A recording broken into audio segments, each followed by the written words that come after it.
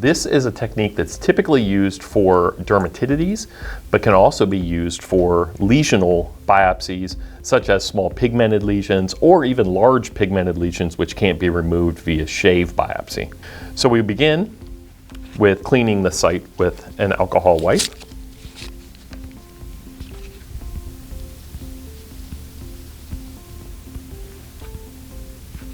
We then use our anesthesia.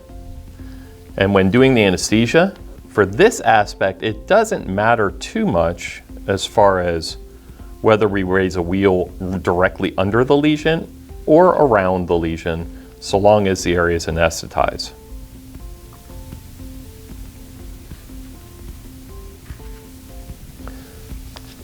We would let that anesthesia take hold in a few minutes, but given this pig's foot isn't feeling anything, we'll clean the site with an iodine wipe in preparation for the biopsy itself.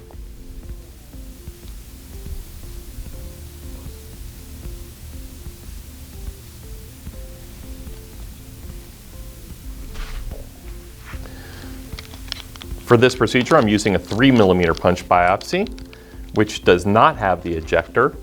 Some of these instruments have an ejector, which may, in some cases, make it easier, simply because if the biopsy itself remains in the biopsy hub, you can eject it out. However, it is not necessary. If you have one that does not have a plunger, the biopsy instrument is hollow and a simple wood tip applicator from the backside can push the biopsy out.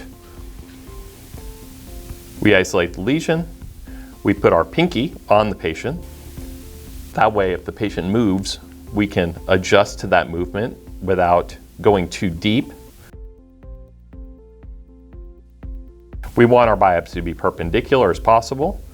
We use gentle pressure, rotating the instrument, allowing the blade to do the work for us. Once the biopsy is done, remove the instrument. We can use our forceps to remove the punch sample from the patient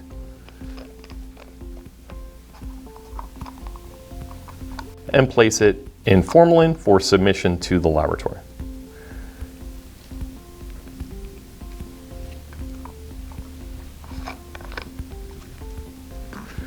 Now keep in mind that when doing punch biopsies, as I mentioned, they're typically for dermatitis and sometimes small pigmented lesions or large pigmented lesions that can't be removed.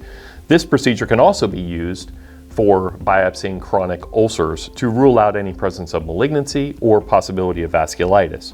When doing so, if this is the ulceration, we want to do 2 punch biopsies, one in the center of the ulcer bed and the second around the epidermal surface that surrounds the ulcer.